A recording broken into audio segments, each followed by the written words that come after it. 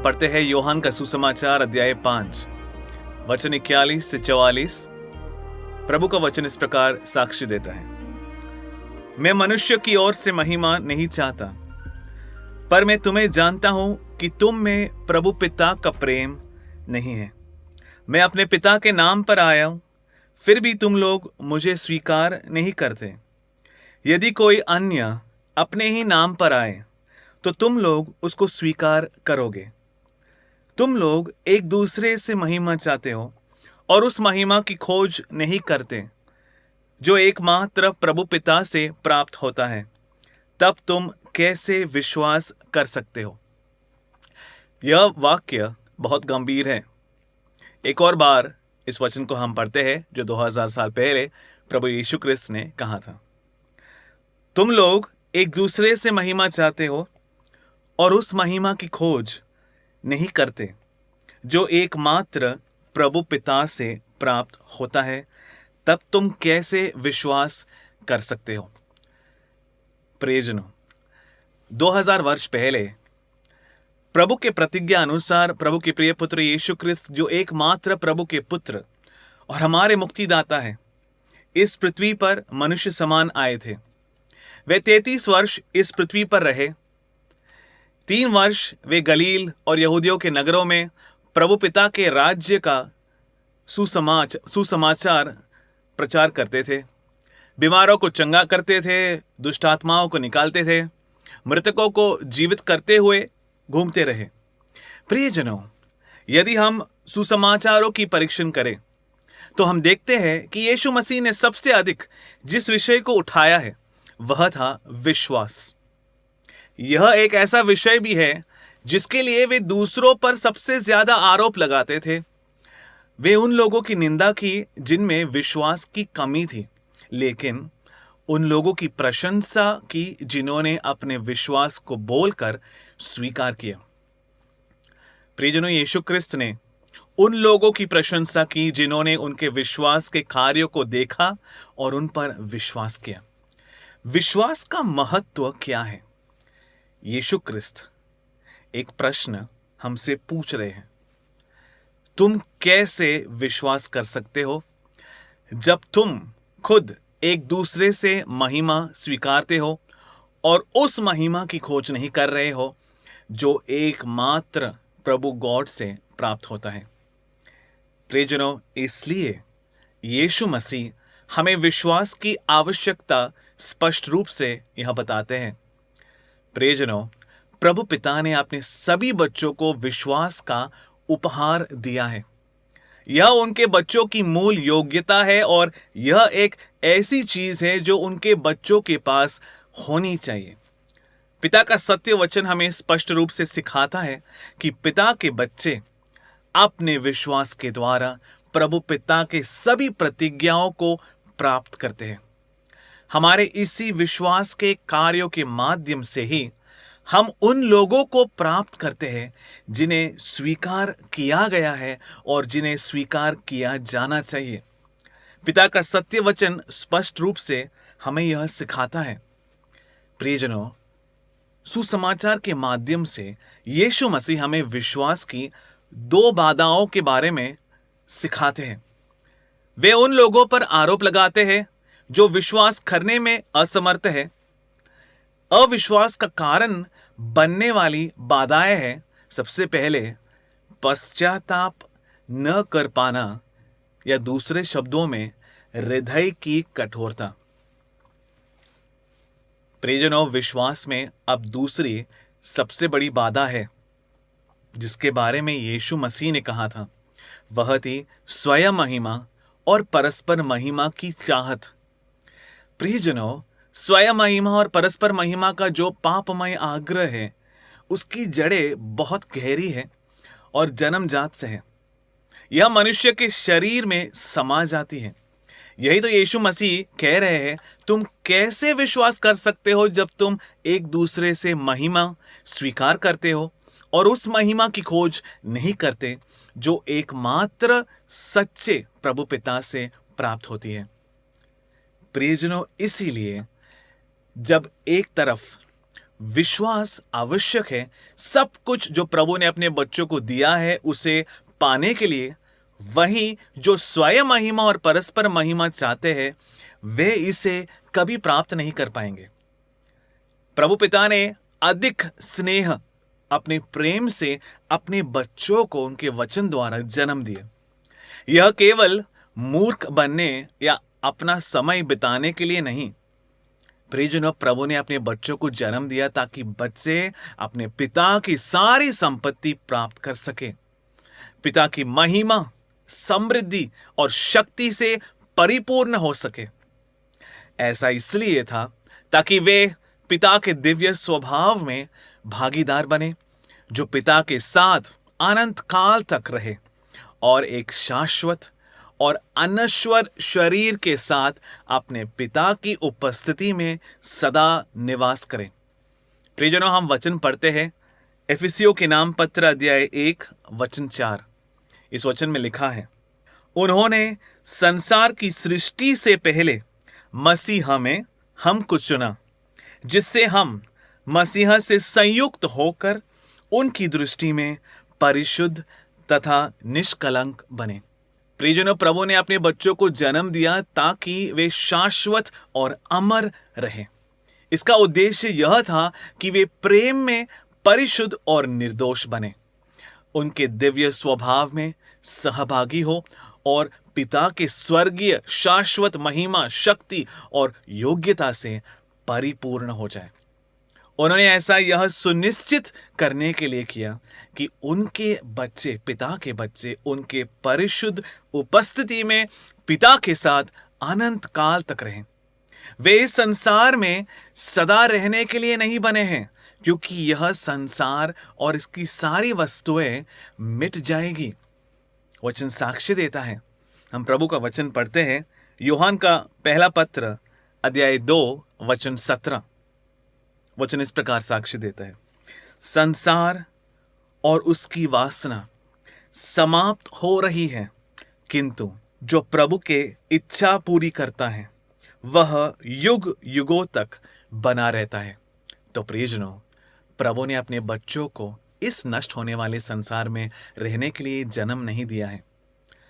प्रियजनों, यदि हम परिशुद्ध बाइबल की जांच करें तो हम नीतिमान पुरुष, संतों और हमारे पूर्वजों ने जो हमसे पहले इस भूमि पर रहते थे एक बात स्वीकार की थी, और वह यह है, वे इस पृथ्वी पर अजनबी और विदेशी थे। आज कितने विश्वासी अपने पूर्ण हृदय से यह स्वीकार कर सकते हैं?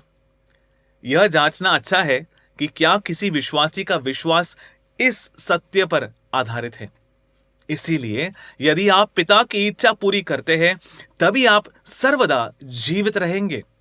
प्रभु ने हमें पिता की इस इच्छा को समझने के लिए युगों युगों से पिता का सत्य वचन हमें दिया है।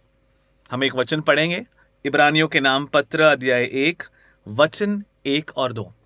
वचन इस प्रकार साक्ष्य देता है, प्राचीन काल में प्रभु बारंबार और विविध रूपों में हमारे पूर्वजों से नबियों द्वारा बोला था, परंतु वर्तमान अंतिम युग में वह हमसे पुत्र द्वारा बोला है। उन्होंने उस पुत्र के द्वारा समस्त विश्व की सृष्टि की और उसी को सब कुछ का उत्तराधिकारी नियुक्त किया है। प्रियजनों, इस प्रकार प्रभु पिता ने हमें अपना सत्य वचन दिया ताकि हम यीशु मसीह के द्वारा, पिता के प्रवाचकों के द्वारा, पिता के ज्ञान के द्वारा और प्रेरितों में प्रभु के परिशुद्ध आत्मा के द्वारा प्रभु पिता को हम जान सके। पिता के सत्य वचन के माध्यम से ही हम उनकी इच्छा के अनुसार जीना, पिता की इच्छा के कार्य करना सीखते हैं और इस प्रकार हम अनंत काल तक जीवित रहते हैं। जो लोग पिता के इस सत्य वचन का पालन करते हैं वे सदा जीवित रहेंगे।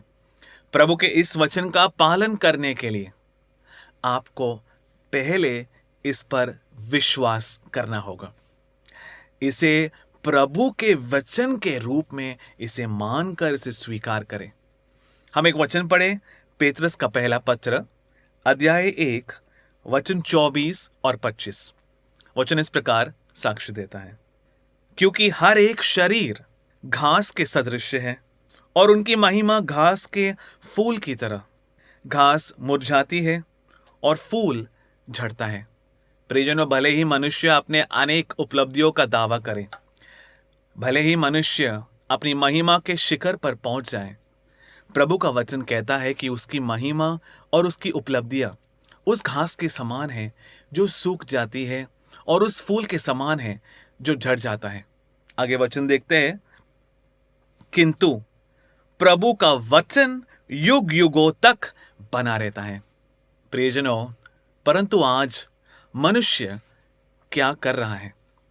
वह इस नष्ट होने वाले संसार की महिमा और उपलब्धियों के पीछे दौड़ रहा है, जो कि मुरझाने वाली घास के समान और कुछ नहीं है। आज मनुष्य ने प्रभु के उस वचन को अस्वीकार कर दिया है जो सदा सर्वदा स्थिर रहता है, और प्रभु का यही वचन सुसमाचार है जिसका प्रचार किया जा रहा है। पिता की इच्छा है कि उनके बच्चे उनके साथ अनंत और अमर प्रेम में परिशुद्ध और निर्दोष रहकर जीवन बिताए। ये सब इस पुस्तक में लिखा है। और यह इच्छा, पिता की इच्छा, केवल प्रभु के वचन का पालन करने से, विश्वास और इसे स्वीकार करने से ही पूरा हो सकता है। इसलिए प्रियजनों, हमें प्रभु के वचनों पर, प्रभु के कार्य और प्रभु द्वारा भेजे गए लोगों पर विश्वास करना चाहिए। यही कारण है कि यीशु मसीह ने उन पर 2000 साल पहले अधिकारियों पर, वहां के लोगों पर नास्तिकता या विश्वास की कमी का आरोप लगाया। प्रियजनों, आज इस दुनिया की मानसिकता, यहां तक कि ईसाई कलीसियाओं के अधिकारी भी आज यह मानते हैं कि मुक्ति पाने के लिए विश्वास की आवश्यकता नहीं है। वे लोगों को सिखाते हैं, आज के अधिकारी, कि बस एक अच्छा जीवन जीना ही काफी है।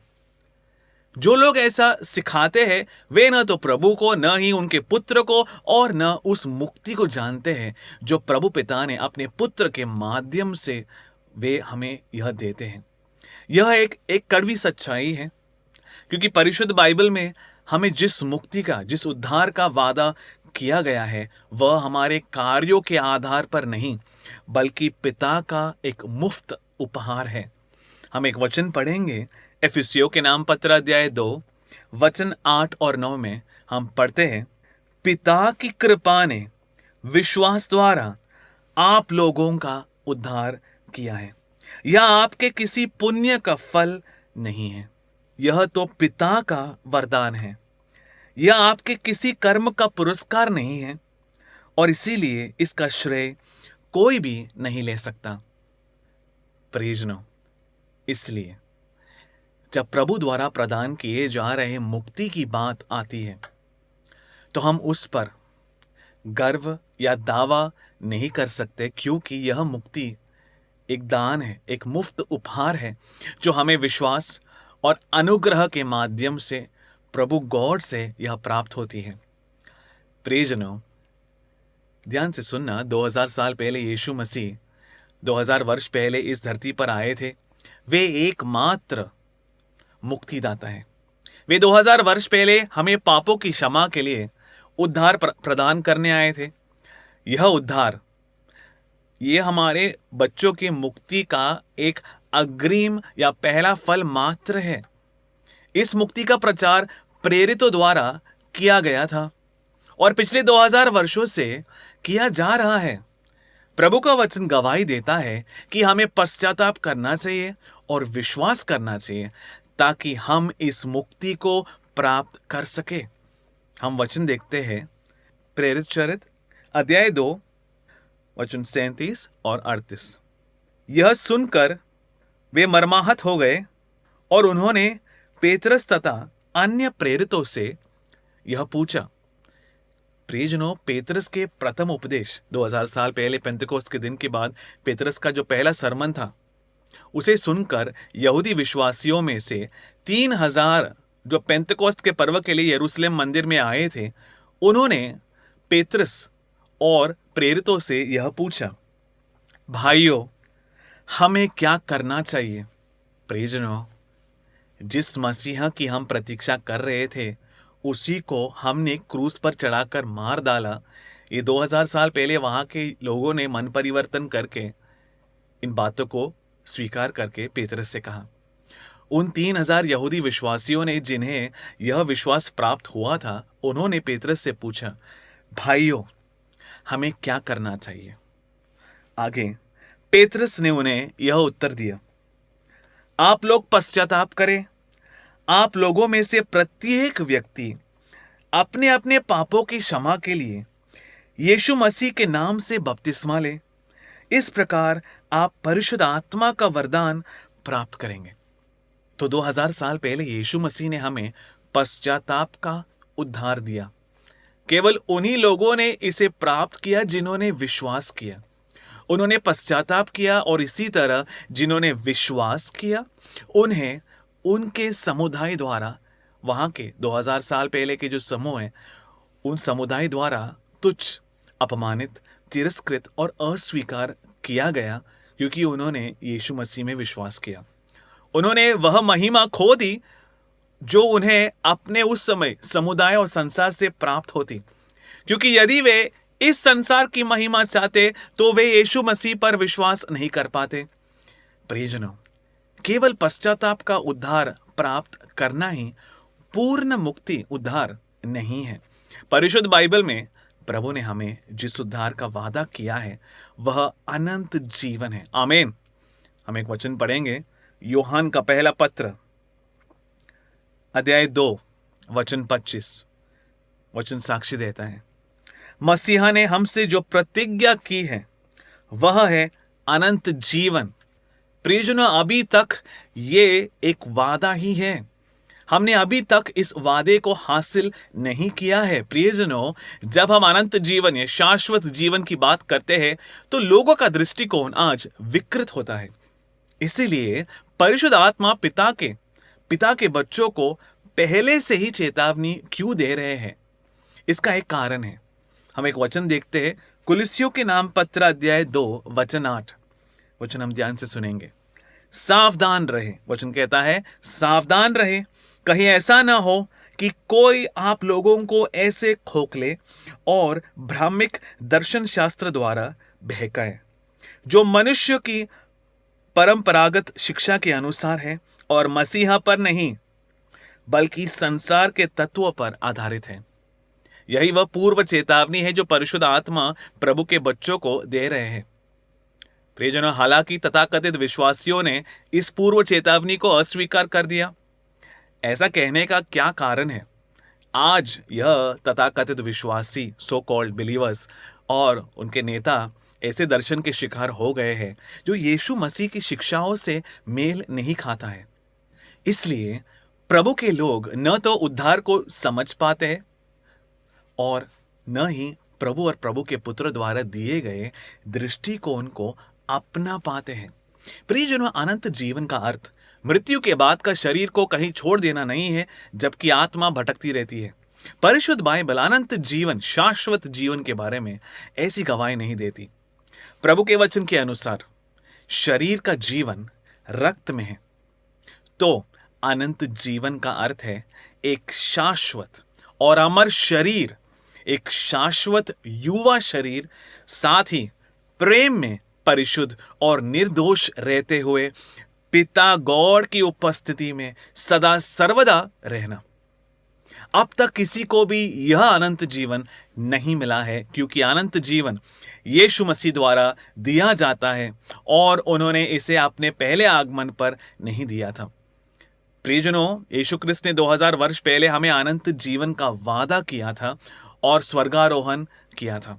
केवल अपने दूसरे आगमन पर ही वे हमें अनंत जीवन प्रदान करेंगे। और हम प्रभु की पुस्तक जो बाइबल है उसमें हम देखते हैं कि यह अनंत जीवन पापियों के लिए नहीं है। प्रियजनों, इसलिए प्रभु का वचन कहता है, इब्रानियों के नाम पत्र अध्याय 9 वचन 28 में प्रभु का वचन साक्षी देता है, उसी तरह मसीहा बहुतों के पाप हरने के लिए एक ही बार अर्पित हुए। प्रियजनों, यह उनके पहले आगमन में था। अब से वे पाप उठाने के लिए नहीं आ रहे हैं उनके दूसरे आगमन में, वे पापियों की तलाश में नहीं आ रहे हैं। वचन आगे कहता है, वह दूसरी बार प्रकट होंगे पाप के कारण नहीं, बल्कि उन लोगों को मुक्ति दिलाने के लिए जो उनकी बेसब्री से प्रतीक्षा करते हैं। इसलिए प्रियजनों, प्रभु पुत्र उन धर्मी और परिशुद्ध लोगों को यह उद्धार या अनंत जीवन प्रदान करते हैं जो अपने पापों से विमुख हो गए और स्वयं को तैयार करके उनकी प्रभु के दूसरे आगमन की प्रतीक्षा में तत्पर है। इसीलिए यीशु क्रिस्त दूसरी बार आ रहे हैं। जो इस प्रकार प्रतीक्षा करते हैं आग्रह के साथ, वे एक उद्धारकर्ता की प्रतीक्षा करते हैं। आमीन। हम वचन पढ़ते हैं फिलिपियों के नाम पत्र अध्याय 3 वचन 20। ध्यान से सुनेंगे। हमारा नागरिकता तो स्वर्ग में है, हमारा नागरिकता तो स्वर्ग में है और हम स्वर्ग से आने वाले अपने मुक्तिदाता प्रभु यीशु क्रिस्त की राह देखते रहते हैं। प्रियजनों, आज कितने ईसाई यीशु मसीह को अपने मुक्तिदाता के रूप में आने की प्रतीक्षा कर रहे हैं। उनमें से कोई तो यह मानने को भी इच्छुक नहीं है कि यीशु मसीह फिर से आएंगे। कुछ कहते हैं वे फिर से आ सकते हैं, यदि वे फिर से आते हैं तो आने दो, हम देखेंगे तभी। आखिर उनके आने से हमें क्या मिलेगा, ऐसे कुछ लोग कहते हैं। उनका यही रवैया है। कुछ लोग कहते हैं कि वे हर दिन यूक्रिस्ट में आते हैं, इसलिए प्रभु का कोई वास्तविक आगमन नहीं है। यह पीढ़ी प्रभु के आगमन को स्वीकार नहीं कर पा रही है। लेकिन यहां क्या कहा गया है? प्रभु के बच्चे जिनकी नागरिकता स्वर्ग में है, वे जो प्रभु से जन्मे हैं, अपने मुक्तिदाता के रूप में प्रभु यीशु मसीह की प्रतीक्षा बेसब्री से करते हैं। वे हमें यह उद्धार प्रदान करेंगे। ये एक प्रतिज्ञा, एक वादा उन्होंने हमसे किया है। प्रियजनों, यह उद्धार परिशुद्ध धर्म ग्रंथ में लिखा है, लेकिन बाइबल के अन्य रहस्यों की तरह यह भी छिपा हुआ है।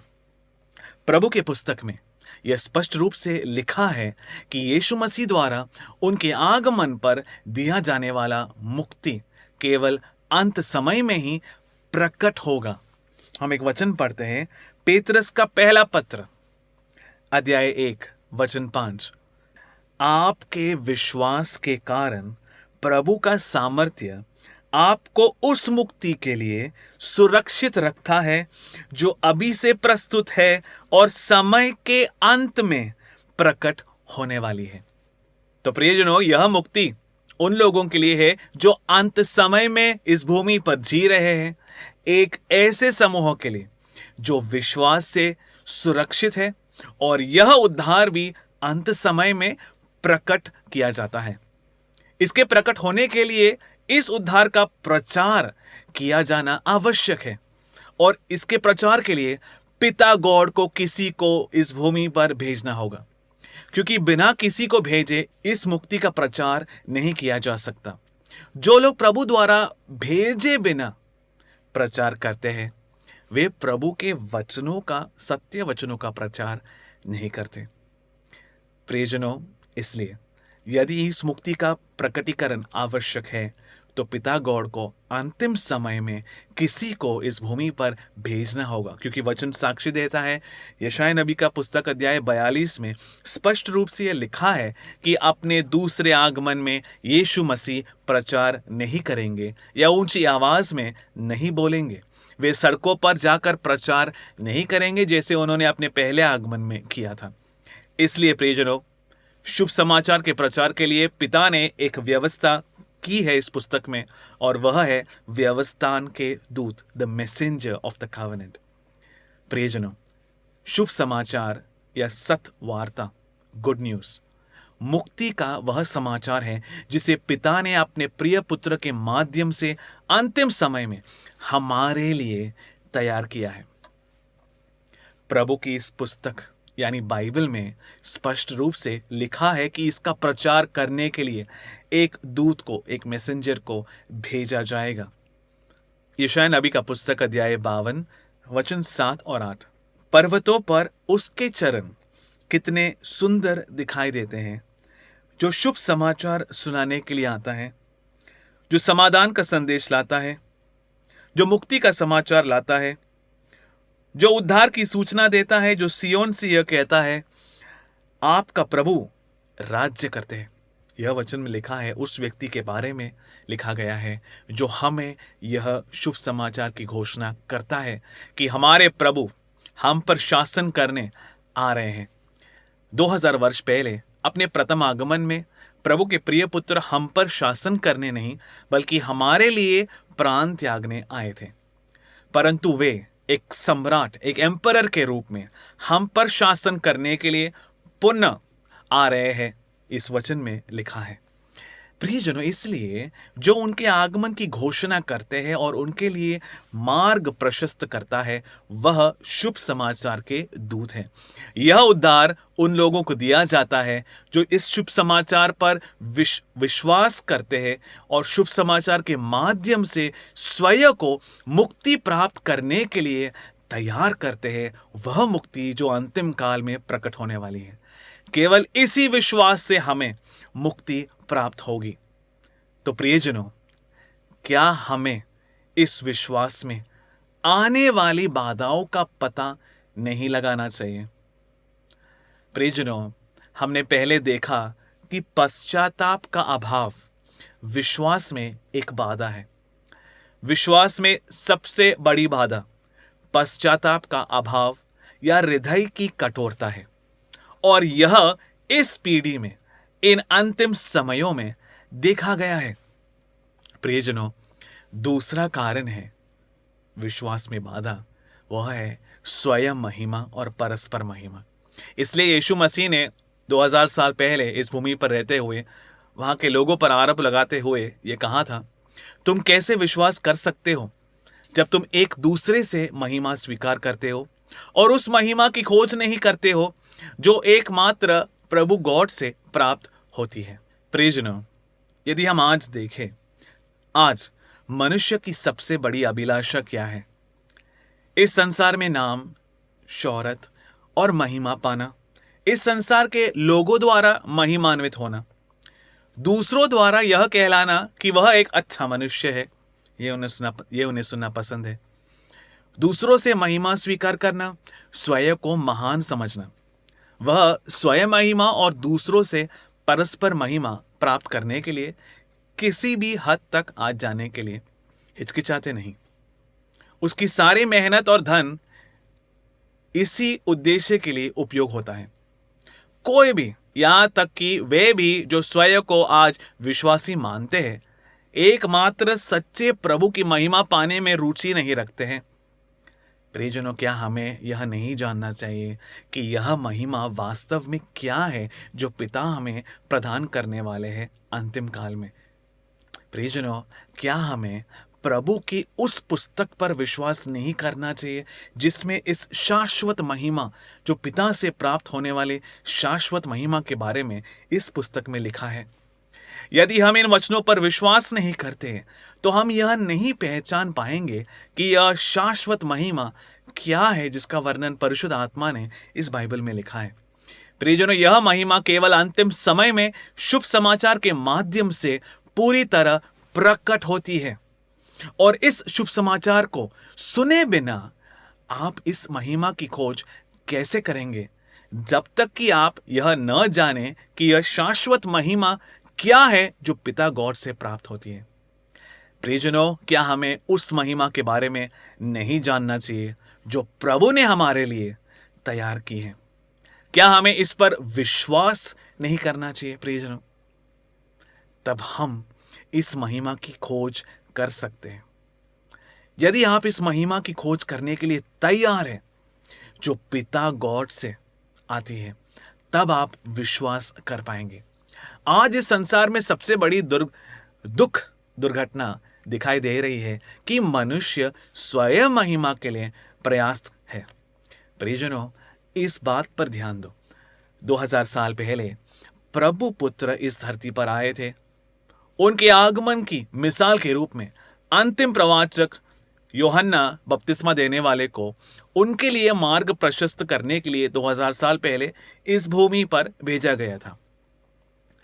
प्रियजनों, लेकिन उस समय के पुरोहितों, विद्वानों फरीसी सदूकी महापुरोहितों और लेखकों ने यूहन्ना बपतिस्ता को स्वीकार नहीं किया।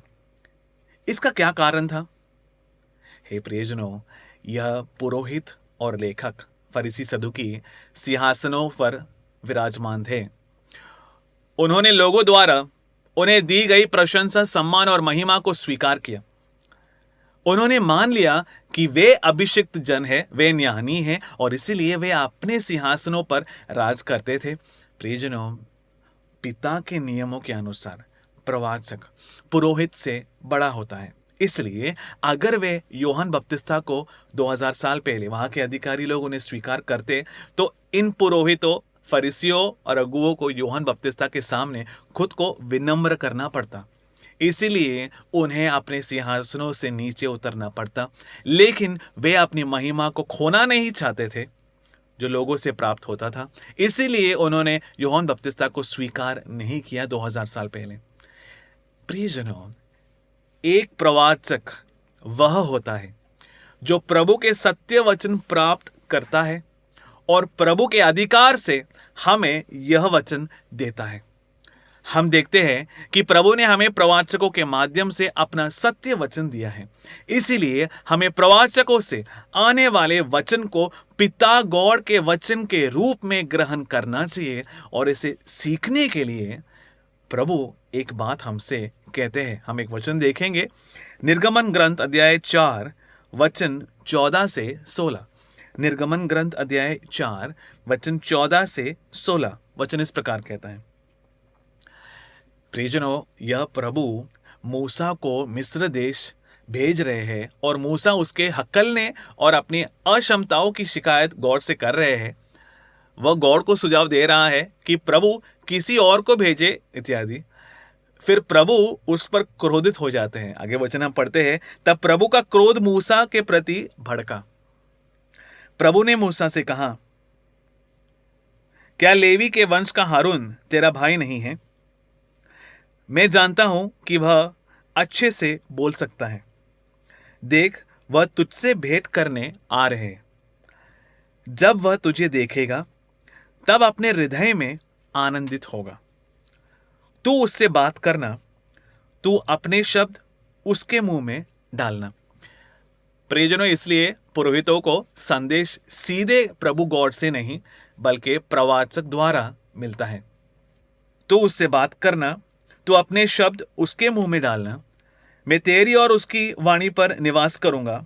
जो कार्य तुम्हें करना है वह मैं तुम्हें सिखाऊंगा। हारून तेरी ओर से मेरे लोगों से बात करेगा। वह तेरा प्रवक्ता होगा और तू उसके लिए प्रभु के सदृश। प्रियजनों, इसलिए यह प्रभु की आज्ञा है कि प्रवाचक के वचन को, प्रभु का वचन हम माने। लेकिन पुरोहित और अधिकारी ऐसा करने को तैयार नहीं थे और यूहन्ना बपतिस्ता के सामने अधीन नहीं हुए 2000 साल पहले। इसीलिए वे उस पर विश्वास नहीं कर पाए। हम एक वचन पढ़ते हैं, यिर्मयाह नबी का पुस्तक अध्याय 42 वचन 1 से 4। यिर्मयाह नबी का पुस्तक अध्याय 42 वचन 1 से 4 इस प्रकार कहता है, सैन्य दल के सब सेना नायक, योहानान कारेह के बेटे, याजन्या होशाया के बेटे तथा जनता के छोटे बड़े लोग नबी यिर्मयाह के पास आए और उनसे यह निवेदन किया, कृपया हमारा निवेदन स्वीकार कीजिए और हम सब बचे हुए लोगों के लिए अपने प्रभु गॉड से प्रार्थना कीजिए।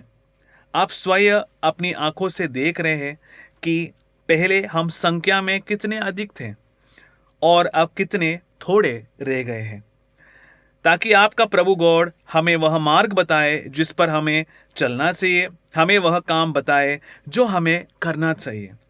नबी यिर्मयाह ने उनसे कहा, मैंने तुम्हारा निवेदन सुना है। मैं निसंदेह तुम्हारे निवेदन के अनुसार तुम लोगों के प्रभु गॉड से प्रार्थना करूंगा और जो कुछ वह कहेंगे मैं तुम्हें बताऊंगा। मैं तुमसे कुछ नहीं छिपाऊंगा। प्रियजनों, पुराने नियम में हम देखते हैं कि प्रवाचक के माध्यम से ही प्रभु के बच्चों को यह बताया गया था कि उन्हें क्या और कब करना चाहिए। प्रवाचक के वचनों को प्रभु के वचन मानकर हम विश्वास कर पाएंगे। प्रियजनों, ऐसा करने के लिए हमें प्रवाचक के सामने खुद को विनम्र, प्रभु के वचन के सामने खुद को विनम्र करना होगा। हम यीशु मसीह के मामले में भी यही सिद्धांत हम देखते हैं। प्रभु का पुत्र एक बड़ाई के पुत्र के रूप में इस धरती पर 2000 साल पहले आए। फिर भी उस समय के अधिकारी, पुरोहित, अगुए और फरीसी जो अपने सिंहासनों पर बैठे थे, उनके सामने खुद को विनम्र करने में असफल रहे। प्रियजनों, हालांकि वे ज्ञानी थे और उन्होंने शास्त्रों का अध्ययन किया था, फिर भी उन्होंने अपने अभिमान और आत्मिक अहंकार के कारण यीशु क्रिस्त को अस्वीकार कर दिया। उन्होंने प्राचीन रबियों से यह सीखा था कि मसीहा एक निश्चित तरीके से आएंगे, और क्योंकि यीशु उनके अपेक्षाओं पर खरे नहीं उतरे, इसलिए उन्होंने यीशु क्रिस्त को 2000 साल पहले स्वीकार करने से इनकार कर दिया। प्रियजनों, यही कारण है कि उन्होंने उन पर विश्वास नहीं किया और सब कुछ जानने का दिखावा किया। यूहन्ना का सुसमाचार अध्याय 7 वचन 47 से 49 वचन इस प्रकार कहता है, इस पर फरीसियों ने कहा, क्या उसने तुम्हें भी धोखे में रख दिया है? क्या हमारे अधिकारियों अथवा फरीसियों में किसी ने उसमें विश्वास किया है? प्रियजनों, फरीसी यह प्रश्न 2000 साल पहले यरूशलेम आलय के पुलिस वालों से यह प्रश्न पूछ रहे हैं जो यीशु मसीह को गिरफ्तार करने गए थे। जरा सोचिए, यह प्रश्न पूछने वालों का अहंकार कितना बड़ा है। उन्होंने इस प्रकार दावा किया, हमारे पास सारा ज्ञान है, हम व्यवस्थाओं के ज्ञाता हैं, हम प्रभु के वचन के अच्छे जानकार हैं और हम अभिषिक्त जन अर्थात पुरोहित हैं। फिर भी क्या हम में से किसी ने उस पर विश्वास किया? धिक्कार है इन लोगों पर जो व्यवस्था से अनजान है। इस प्रकार जो बेचारे व्यवस्था को नहीं जानते थे 2000 साल पहले, उन्होंने यीशु मसीह पर विश्वास किया क्योंकि वे प्रभु से मिलने वाले महिमा की खोज में थे। प्रियजनों, दूसरी ओर विद्वान और शास्त्री जो व्यवस्था को जानने का नेता दावा करते थे, केवल स्वयं महिमा और पारस्परिक महिमा की खोज में थे। इसीलिए उन्होंने प्रभु के प्रिय पुत्र पर विश्वास नहीं किया। एक मसीही को, एक विश्वासी को इसे एक सबक के रूप में सीखना चाहिए, क्योंकि प्रभु के दूसरे आगमन पर यही स्थिति दोहराई जाएगी। प्रियजनों, आज भी विश्वास में सबसे बड़ी बाधा यह है कि आज के तथाकथित विश्वासी उनके स्वयं महिमा के पीछे भाग रहे हैं, इस संसार की महिमा और अनुग्रह की खोज में। इसलिए वे प्रभु के वचन पर आज विश्वास नहीं कर पाते। जैसे उस समय के पुरोहित और अधिकारी प्रभु के पुत्र के सामने अधीन नहीं हुए क्योंकि वे प्रवाचक की पुस्तकों पर विश्वास नहीं करते थे, वैसे ही यीशु मसीह ने भी उन पर आरोप लगाया। इस बीच जिन्होंने विश्वास किया, जिन्होंने उन्हें देखा, जिन्होंने उनके कार्यों को देखा और जिन्होंने उनके वचन सुने, उन्होंने समझ लिया कि वह प्रभु गॉड की ओर से है और आने वाले मसीहा ही है। फिर भी उन्होंने इस विश्वास को स्वीकार नहीं किया। इसका कारण क्या है? स्वयं महिमा। हम एक वचन पर ध्यान करते हैं। यूहन्ना का सुसमाचार अध्याय 9 वचन 20 से 23। प्रियजनों, यहाँ यीशु मसीह एक जन्म से अंधे व्यक्ति को उन्होंने चंगा किया। फरीसी और पुरोहित इस व्यक्ति के माता पिता को बुलाकर वहां पूछताछ कर रहे हैं। हम इस वचन को पढ़ते हैं। उसके माता पिता ने उत्तर दिया, हम जानते हैं कि यह हमारा पुत्र है और यह जन्म से अंधा था, किंतु अब यह कैसे देखने लगा है हम यह नहीं जानते। हम यह भी नहीं जानते कि किसने इसकी आंखें खोली हैं। यह सयाना है, इसी से पूछ लीजिए, यह अपने विषय में स्वयं ही बताएगा। उसके माता पिता ने यह इसलिए कहा कि वे यहूदियों से डरते थे। वे यह तय कर चुके थे कि यदि कोई यीशु को मसीहा मानेगा तो वह सभागृह से बहिष्कृत कर दिया जाएगा। इसीलिए उसके माता पिता ने कहा, यह सयाना है, इसी से पूछ लीजिए। प्रियजनों, 2000 साल पहले जब यीशु मसीह इस पृथ्वी पर आए, बहुतों ने उन्हें पहचाना और उस पर विश्वास भी किया, परंतु उन्होंने अपने विश्वास स्वीकार नहीं किया क्योंकि सांसारिक महिमा खोने का डर था और पुरोहितों ने उन्हें कलीसिया से निकाल देने की धमकी दी थी। अगर उन्हें निकाल दिया जाता तो यह बहुत शर्मिंदगी और अपमान का कारण बनता। इसीलिए प्रियजनों, वे प्रभु के प्रिय पुत्र पे अपना विश्वास स्वीकार करने से चूकते हैं। प्रियजनों, यही समानता अब प्रभु के द्वितीय आगमन में भी दिखाई दे रहा है, जो पारस्परिक महिमा और स्वयं प्रशंसा को प्राथमिकता देगा, वह प्रभु के प्रिय पुत्र या उनके मुक्ति प्राप्त नहीं कर पाएंगे। यही प्रभु के द्वितीय आगमन में होगा। हम एक वचन पढ़ते हैं, यूहन्ना का सुसमाचार अध्याय 12 वचन 42 से वचन 43।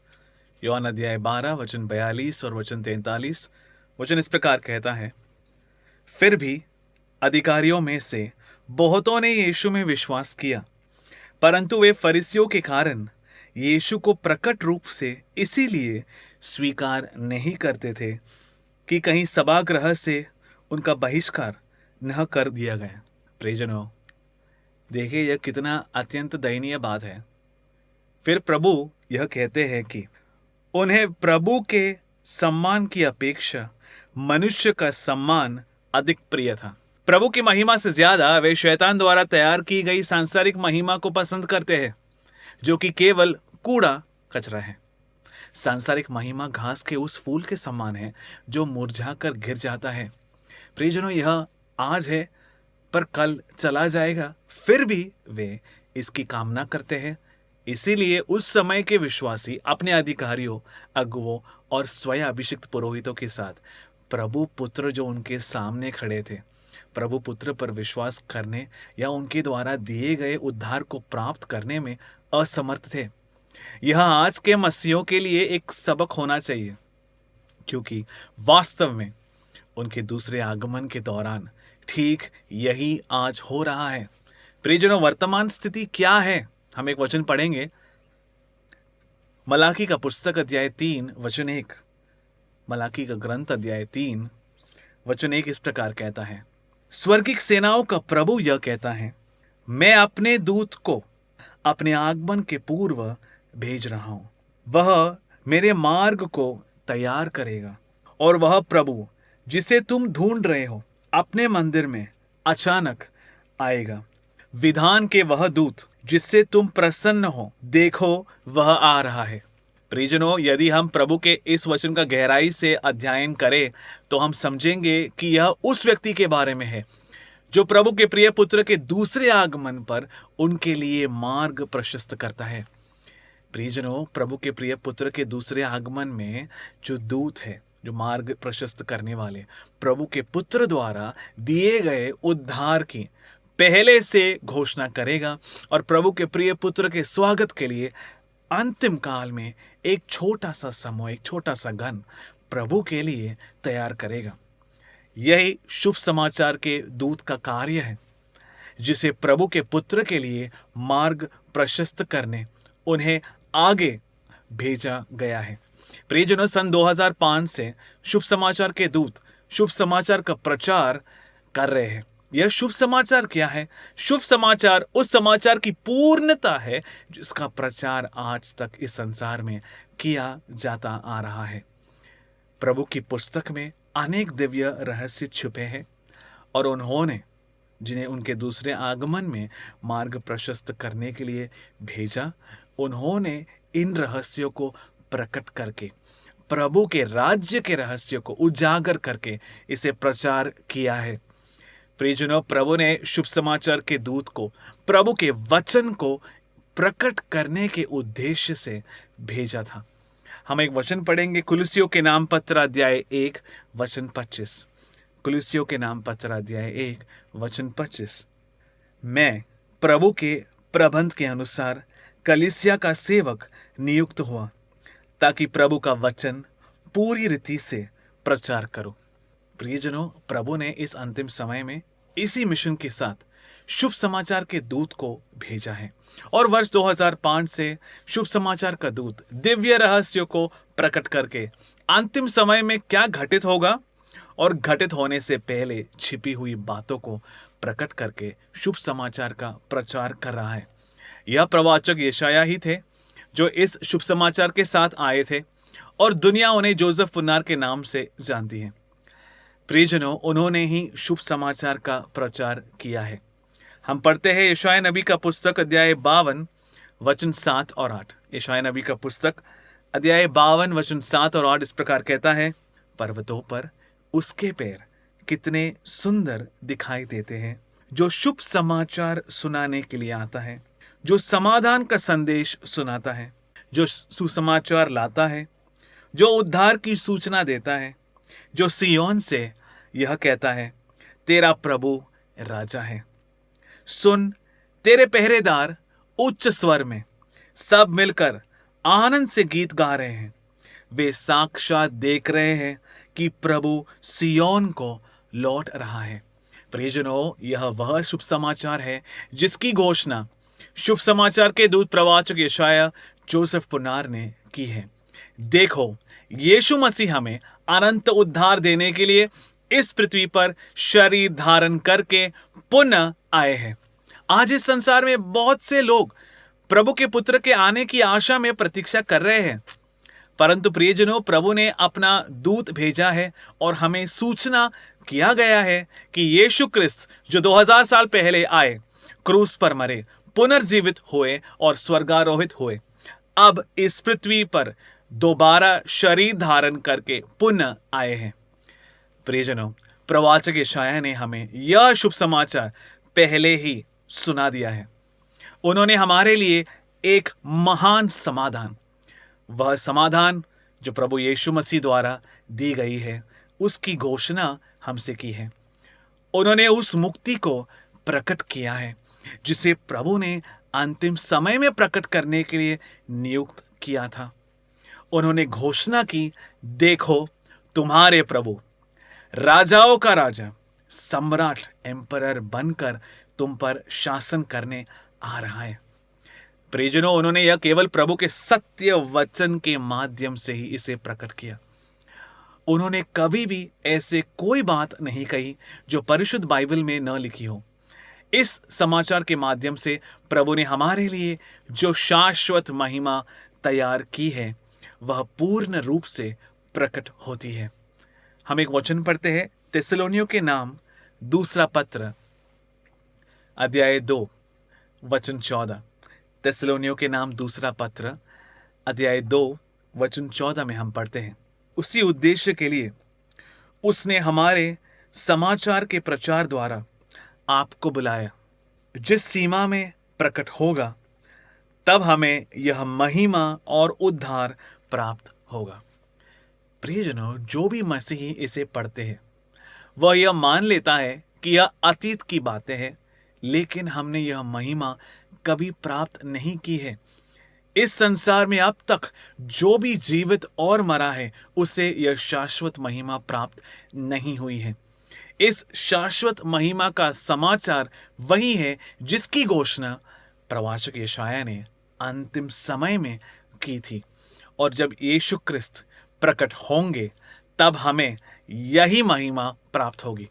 प्रियजनों, प्रभु की पुस्तक में यह स्पष्ट रूप से लिखा गया है कि यीशु मसीह महिमा में कहां पर प्रकट होंगे, वे कहां सम्राट के रूप में आएंगे और कहां पर मुक्ति हमें देंगे। प्रवाचक यशायाह ने इसकी घोषणा की है, जब प्रभु के प्रिय पुत्र जो अभी पृथ्वी पर है महिमा में प्रकट होगा, तब हमें यह महिमा और मुक्ति प्राप्त होगा। हम एक वचन पढ़ते हैं, कुलिस्सियों के नाम पत्र अध्याय 3 वचन 3 और 4। कुलिस्सियों के नाम पत्र अध्याय 3 वचन 3 और 4। आप तो मर चुके हैं, आपका जीवन मसीहा के साथ प्रभु में छिपा हुआ है।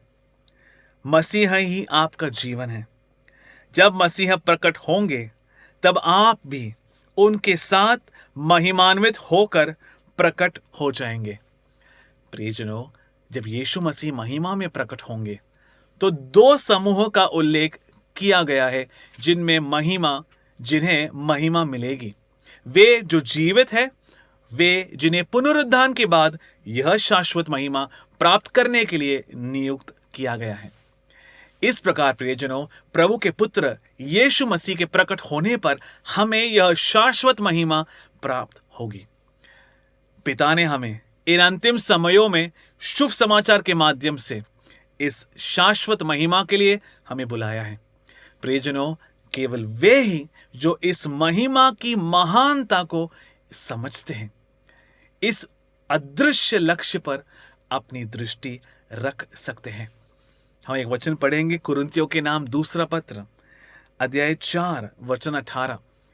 वचन इस प्रकार साक्ष्य देता है, इसलिए हमारी आंखें दृश्य पर नहीं बल्कि अदृश्य वस्तुओं पर टिकी हुई है, क्योंकि जो वस्तुएं हम देखते हैं वे अल्पकालिक हैं, अनदेखी वस्तुएं अनंत काल तक बनी रहती हैं। प्रियजनों, इस प्रकार उस अदृश्य प्रभु पर जो अमर हैं, उन पर अपना लक्ष्य निर्धारित करने के लिए हमें उस पुस्तक को खोलना होगा जिसमें उनके बारे में लिखा गया है। प्रवाचक यशायाह को उस पुस्तक को खोलने और प्रभु के सत्य वचन में छिपे रहस्यों को उजागर करने के लिए भेजा गया था। प्रियजनों, यह तब घटित होगा जब हम अंतिम समय में इस पृथ्वी पर जीवित हैं, जब प्रभु का पुत्र इस पृथ्वी पर लौटेंगे। यह उन लोगों पर प्रकट होगा जिन्हें उद्धार के लिए पहले से ही चुना गया है, और इस पर विश्वास करने के लिए हमें सबसे पहले 2 मुख्य बाधाओं को दूर करना होगा। पहला है, हमें पश्चाताप करने में सक्षम होना चाहिए। दूसरा, स्वयं महिमा और पारस्परिक महिमा को त्याग कर हमें उस महिमा की खोज करनी चाहिए जो एकमात्र सत्य प्रभु गॉड से प्राप्त होती है। हालांकि 2000 साल पहले जो कोई भी प्रभु के प्रिय पुत्र में विश्वास करता था, उसे कलीसिया और समाज से निष्कासन का सामना करना पड़ता था, जिसके परिणाम स्वरूप उस समय के समाज से अपमान, अलगाव और अस्वीकृति होती थी। यीशु के नाम पर विश्वास करने पर प्रेरितों द्वारा प्रचारित सुसमाचार को स्वीकार किए जाने पर भी यही स्थिति थी। प्रियजनों, आज भी यही कर्म जारी है। जो लोग अनंत जीवन के शुभ समाचार को स्वीकार करते हैं, जो अंत समय में घोषित किया जाएगा, और एम्परर इमैनुएल पर विश्वास करते हैं, जो शरीर धारण करके शरीर और मांस में आए थे, उन्हें कलीसिया और समाज आज उन्हें कलीसिया और समाज से अपमान, अस्वीकृति, उत्पीड़न और अलगाव का सामना करना पड़ेगा। इसीलिए प्रियजनों, जो इस संसार की महिमा चाहता है वह कभी विश्वास नहीं कर पाएगा। इसलिए यीशु मसीह ने पूछा, तुम एक दूसरे से महिमा स्वीकार करते हो और उस महिमा की खोज नहीं करते जो एकमात्र प्रभु से आती है, तो तुम कैसे विश्वास कर सकते हो? प्रियजनों, यदि हम प्रभु द्वारा तैयार की गई चीजों को प्राप्त करना चाहते हैं तो हमें उस पर विश्वास करना होगा जब प्रभु उसे प्रकट करता है। आप प्रभु के वचन से परिचित हैं। हम एक वचन पढ़ते हैं, कुरिन्थियों के नाम पहला पत्र अध्याय 2 वचन 9 और 10, जो हमें बताता है, हम उन बातों के विषय में बोलते हैं जिनके संबंध में बाइबल यह कहता है, प्रभु ने अपने भक्तों के लिए जो तैयार किया है उसको किसी ने कभी देखा नहीं, किसी ने सुना नहीं, और न कोई उसकी कल्पना ही कर पाया। प्रियजनों, जो शाश्वत महिमा हमारे पिता ने अपने बच्चों के लिए तैयार की है, उसे अब तक कोई आंखों ने नहीं देखा है, न कोई कानों ने इसे सुना, और न ही कोई मनुष्य के मन ने इसे समझा। परंतु प्रभु का सत्य वचन आगे कहता है, प्रभु ने अपने आत्मा द्वारा हम पर वही प्रकट किया है, क्योंकि आत्मा सब कुछ की पिता के रहस्य की भी ताह लेता है। प्रियजनों, वह इसे कब प्रकट करते हैं? अभी। प्रवाचक यशायाह को अंतिम समय में, इन अंतिम दिनों में प्रभु के सत्य वचन में छिपे रहस्यों को घटित होने से पहले ही प्रकट करने के लिए हमारे पास शुभ समाचार के साथ, यह सत्यवार्ता के साथ, सत्यवार्ता के साथ भेजा गया था। इस शुभ समाचार के माध्यम से पिता ने अपनी आत्मा के द्वारा जो तैयार किया है उसे प्रकट किया है। बच्चों, तो वह शाश्वत महिमा क्या है जो पिता ने मेरे लिए तैयार की है? प्रभु के राज्य की महानता क्या है जो मेरे पिता ने मेरे लिए तैयार किया है। प्रभु के इस राज्य के रहस्य क्या है। प्रियजनों, इन सब बातों को जानकर ही कोई इस शाश्वत महिमा की इच्छा कर सकता है और उसे खोज सकता है। तब ही कोई प्रभु के सत्य वचन, प्रभु के शुभ समाचार और प्रभु द्वारा भेजे गए व्यक्ति पर विश्वास कर सकता है। हम एक वचन पढ़ते हैं, कुरिन्थियों के नाम पहला पत्र अध्याय 2 वचन 6 और 8 में वचन इस प्रकार साक्ष्य देता है। उन लोगों के बीच जो परिपक्व हो गए हैं, हम भी ज्ञान की बातें करते हैं। प्रियजनों, इसलिए यह शुभ समाचार पिता के स्वर्गीय ज्ञान है, और इस ज्ञान को यदि आप स्वीकारते हो तो आप में आत्मीय परिपक्वता होनी चाहिए। यह ज्ञान न तो इस युग संसार की है और न इस युग संसार के अधिपत्यों की है। ये तो समाप्त हो जाने वाला है। प्रियजनों, इस प्रकार अंत समय में भेजे गए सर्वशक्तिमान प्रभु गॉड के प्रवाचक यशाया प्रवाचक जोसेफ पुनार द्वारा प्रचारित शुभ समाचार सांसारिक, इस संसार के ज्ञान पर आधारित नहीं है। इसलिए जो लोग केवल सांसारिक, इस संसार के इकट्ठे किए हुए जानकारी या इस संसार के इकट्ठे किए हुए ज्ञान पर निर्भर रहते हैं और उसे ही एकमात्र सत्य मानते हैं, उन्हें पिता के वचन को स्वीकार करने में कठिनाई होगी। यह उनके लिए ठोकर का कारण होगा, यह उनके लिए मूर्खता होगी। प्रियजनों, शुभ समाचार यह सांसारिक ज्ञान नहीं है, न ही यह इस युग या इस युग के शासकों का ज्ञान है जिनका नाश होना निश्चित होगा। इस पुस्तक में लिखा है। यह धर्मशास्त्र नहीं है। अंत समय में प्रभु द्वारा दिया गया शुभ समाचार कलीसियाओं के नेताओं या बाइबल विद्वानों का धर्मशास्त्र नहीं है। प्रियजनों, इस शुभ समाचार पर विश्वास करने के लिए हमें आध्यात्मिक परिपक्वता की आवश्यकता है। प्रियजनों, यह शाश्वत शुभ समाचार क्या है? यह पिता गॉड का, प्रभु गॉड का गुप्त, पिता गॉड का गुप्त छुपा हुआ ज्ञान है जिसका पहली बार प्रचार किया गया है। अब तक यह रहस्यमय गुप्त था। इसीलिए यदि आप आज तक संग्रहित दर्शन और धर्मशास्त्रों के आधार पर प्रभु के शुभ समाचार का विश्लेषण और परीक्षण करने का प्रयास करेंगे तो आप इसे समझ नहीं पाएंगे। 7वां वचन कहता है, हम प्रभु की उस रहस्यमय ज्ञान और उद्देश्य की घोषणा करते हैं जो अब तक गुप्त रहे, जिन्हें प्रभु ने संसार की सृष्टि से पहले ही हमारी महिमा के लिए निश्चित किया था, और जिनको इस युग संसार के अधिपतियों में से किसी ने नहीं जाना। यदि वे लोग उन्हें जानते तो महिमामय प्रभु को क्रूस पर नहीं चढ़ाते। प्रियजनों, आज के यह विद्वान क्या दावा करते हैं? वे वो है जो समझने का दावा करते हैं, जिन्होंने प्रभु के वचन का अध्ययन किया है और जो प्रभु के वचन की शिक्षा देते हैं, ऐसे वो मानते हैं। हालांकि प्रभु का वचन लिखने वाले विद्वान समझ नहीं पाए इसे। वे यह समझने में असफल रहे कि यीशु मसीह ने उन्हें क्या सिखाया, और वे यह समझने में असफल रहे कि प्रेरितों ने क्या उपदेश दिया। अब भी प्रियजनों, वे प्रभु द्वारा भेजे गए प्रवाचक यशाया प्रवाचक द्वारा प्रचारित यह अनंत जीवन के शुभ समाचार को नहीं समझ सकते हैं।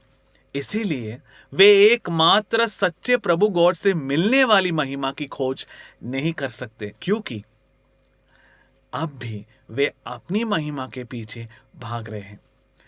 वे शुभ समाचार पर विश्वास नहीं करते। प्रियजनों, इसलिए आज हमें उन विश्वासियों के रूप में जिन्होंने यीशु मसीह को अपने उद्धारकर्ता के रूप में स्वीकार किया है, स्वयं का परीक्षण करना चाहिए। हमें स्वयं से पूछना चाहिए कि क्या हम स्वयं महिमा की इच्छा से प्रेरित हैं? क्या हम स्वयं महिमा और पारस्परिक महिमा के लिए जीते हैं और परिश्रम करते हैं। यदि ऐसा है तो हम वास्तव में पिता के सत्य वचन पर विश्वास नहीं कर सकते। इस संबंध में प्रत्येक व्यक्ति को स्वयं का परीक्षण करना चाहिए। हम प्रभु के सत्य पर तभी विश्वास और उसे समझ सकते हैं जब हम केवल उनसे महिमा की खोज करें और पिता से महिमा की खोज करें और इस संसार में महिमा की खोज को त्याग दें। हम एक वचन पढ़ते हैं, कुरिन्थियों के नाम पहला पत्र अध्याय 3 वचन 18 और 19। वचन इस प्रकार साक्ष्य देता है, कोई भी अपने को धोखा न दे। यदि आप में से कोई स्वयं को संसार की दृष्टि से ज्ञानी समझता हो, तो वह सचमुच ज्ञानी बनने के लिए अपने को मूर्ख बना ले। अगर आप ऐसा करते हैं तो इसका क्या परिणाम होगा? आप इस संसार से मिलने वाली महिमा खो देंगे। आज लोग क्या चाहते हैं? वे ज्ञानी और बुद्धिमान के रूप में पहचाने जाना चाहते हैं और चाहते हैं कि संसार उनके विचारों और उनके दृष्टिकोणों की पुष्टि करे। वे चाहते हैं कि उनके विचारों का समर्थन और प्रशंसा हो। प्रियजनों, लेकिन अगर आप प्रभु से सच्चा ज्ञान चाहते हैं तो प्रभु की आत्मा इस संबंध में क्या कहता है? हमें प्रभु के सामने खुद को अधीन बनना चाहिए और संसार के नजरों में खुद को मूर्ख बनना चाहिए। तभी हम सचमुच बुद्धिमान बनेंगे और हमें प्रभु से ज्ञान प्राप्त होगा। हालांकि जो लोग खुद को बुद्धिमान और ज्ञानी कहते हैं, उन्हें यह ज्ञान प्राप्त नहीं होगा, क्योंकि उन्होंने इस संसार के सामने खुद को मूर्ख नहीं बनाया, क्योंकि उनका प्याला पहले से ही भर चुका है और वे और ग्रहण नहीं कर सकते। वे खुद को प्रभु से ऊपर उठाते हैं, ठीक जैसे 2000 साल पहले के पुरोहित और अधिकारी खुद को प्रभु के पुत्र से ऊपर समझते थे। परिणाम स्वरूप प्रभु के पुत्र से उनमें कुछ भी प्रवाहित नहीं हुआ।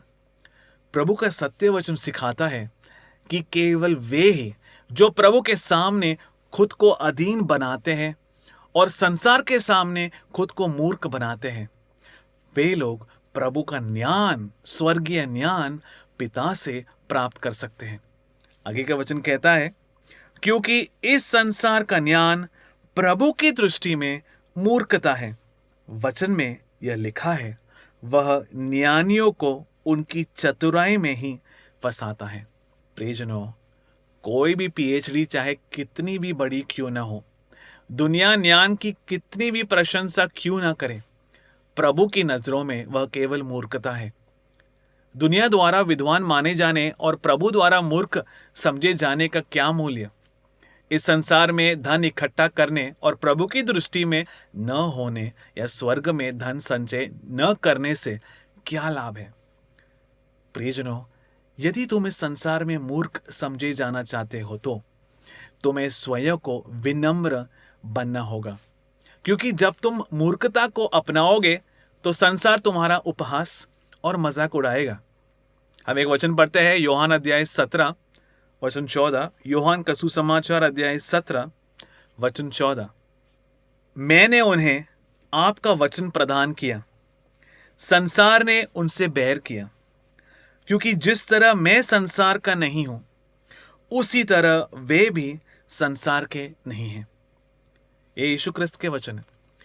प्रियजनों, यहां एक बहुत बड़ा जाल है। जब लोग इस संसार की महिमा और अनुग्रह पाने के लिए जीते हैं, तो वे प्रभु के सच्चे वचन को अस्वीकार कर देते हैं, क्योंकि यीशु मसीह कहते हैं, पिता, मैंने उन्हें आपका वचन दिया है। अर्थात पिता के वचन प्रभु के सच्चे वचन है।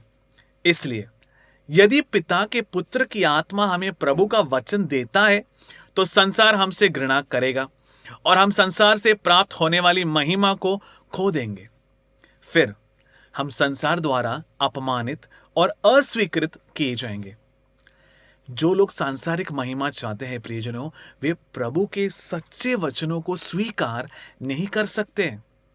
आज अनेक लोग दुनिया में भी जब हम उनसे कहते हैं पिता के सत्य वचनों के बारे में, वो कहते हैं आप जो कह रहे हैं वो सच है, लेकिन हमारे हाथ वे बंधे हुए हैं। ऐसे ही अधिकारी लोग कहते हैं आज। प्रियजनों, तो जो लोग अपनी सांसारिक महिमा खोने से डरते हैं, जब प्रभु हमें इन अंतिम दिनों में शुभ समाचार देते हैं, वे उस शुभ समाचार को अस्वीकार कर देते हैं। जो लोग इस संसार में नाम, प्रसिद्धि और अनुग्रह चाहते हैं, वे प्रभु के सत्य वचन को स्वीकार नहीं कर सकते हैं।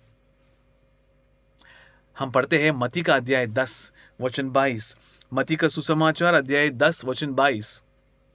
मेरे नाम के कारण सब लोग तुमसे बैर करेंगे, किंतु जो अंत तक सहता रहेगा उसे मुक्ति मिलेगी। यीशु क्रिस्त ने कहा। यह स्पष्ट है कि यहां किस काल की बात की जा रही है। अंतिम समय। जो लोग प्रभु के पुत्र में विश्वास करने के कारण इस संसार में सभी घृणा और तिरस्कार सहते हैं और अंत समय तक प्रभु के सत्य वचन को ग्रहण करते हैं, वे मुक्ति प्राप्त करेंगे। हालांकि जो लोग इस संसार की महिमा चाहते हैं, वे प्रभु के पुत्र के शुभ समाचार को स्वीकार नहीं कर सकते और न ही प्रभु के पुत्र के दूसरे आगमन को स्वीकार कर सकते हैं। हजारों लोगों ने प्रवाचक यशाया द्वारा इस अंतिम काल में प्रचार किए जाने वाले इस मुक्ति के शुभ समाचार को सुना है, लेकिन बहुतों ने इसे अस्वीकार कर दिया है। प्रियजनों, उन्होंने इसे 2 कारणों से अस्वीकार किया। पहला, वे अपने पाप कर्मों को छोड़ने को तैयार नहीं थे। दूसरा, वे इस संसार की महिमा को त्यागने को तैयार नहीं थे। वे प्रभु की महिमा पाने में रुचि नहीं रखते। जैसे कि यीशु मसीह ने आरोप लगाया था, लोग प्रभु की महिमा से ज्यादा संसार की महिमा को आज पसंद करते हैं। ऐसे लोगों के लिए शुभ समाचार प्रभु के सत्य वचन को स्वीकार करना संभव नहीं है। वे ऐसा नहीं कर सकते और वे ऐसा करेंगे भी नहीं। इसीलिए प्रियजनों, प्रभु के बच्चों को स्वयं की जांच करनी चाहिए। क्या मैं प्रभु से मिलने वाली महिमा के लिए जीता हूं? क्या मैं प्रभु की महिमा चाहता हूं, या मैं इस संसार द्वारा प्रदान की जाने वाली महिमा चाहता हूं? यही कारण है कि प्रभु ने प्रवाचक यशाया को यह कहने का निर्देश दिया है। हम यशाया नबी के पुस्तक से पढ़ते हैं। यशाया नबी का पुस्तक अध्याय 40 वचन 6 से 9। यशाया नबी का पुस्तक अध्याय 40 वचन 6 से 9। बोलने वाला यह आदेश देता है, प्रचार कर। प्रियजनों, वे यह शुभ समाचार के दूत से प्रभु कहते हैं और नबी यशाया पूछते हैं, बोलने वाला यह आदेश देता है, प्रचार कर। मैंने उत्तर दिया, मैं क्या प्रचार करूं? समस्त प्राणी घास की तरह अनित्य है, उनकी शोभा भाग के फूल के समान क्षणिक है। प्रियजनों, कितने तेज प्रभु के वचन है। जब प्रभु का श्वास घास पर पड़ता है तब वह सूख जाती है, फूल मुरझा जाते हैं। निसंदेह ये लोग घास ही है, चाहे वह कोई भी हो। प्रभु ऐसे ही किसी भी व्यक्ति को पुकारेगा जिसके पास प्रभु का वचन नहीं है। घास सूख जाती है, फूल मुरझाते हैं, पर हमारे प्रभु का वचन नित्य है, वह कभी टलता नहीं है। प्रियजनों, जांच कीजिए कि क्या जो लोग विश्वासी होने का आज दावा करते हैं, वे इस दृष्टिकोण को अपनाते हैं।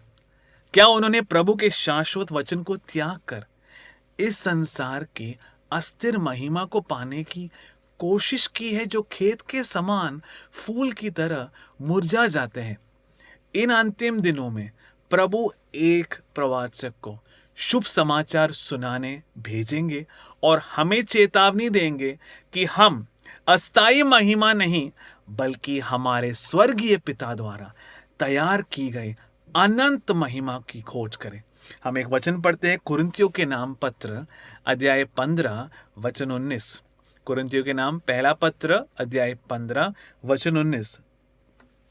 वचन इस प्रकार साक्ष्य देता है, यदि मसीह पर हमारी आशा इस जीवन तक ही सीमित है, तो हम सब मनुष्यों में सबसे अधिक दैदीप्यमान हैं।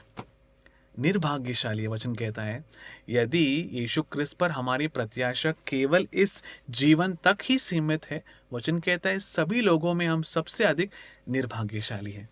प्रियजनों, विश्वासी वे हैं जिन्होंने अपनी आशा यीशु मसीह पर रखी है।